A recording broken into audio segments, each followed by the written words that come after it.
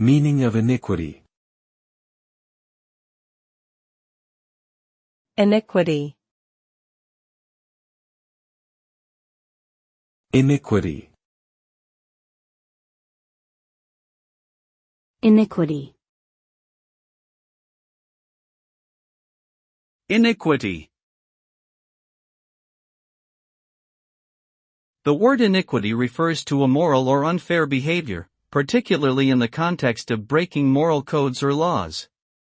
It can also refer to a wicked or evil act. In modern usage, it is often used synonymously with sin or wrongdoing.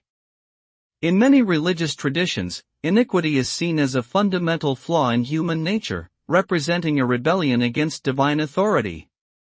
In secular contexts, it is often used to describe corrupt and unjust actions by governments or institutions. Ultimately, iniquity represents a violation of the moral order, resulting in harm to oneself or others.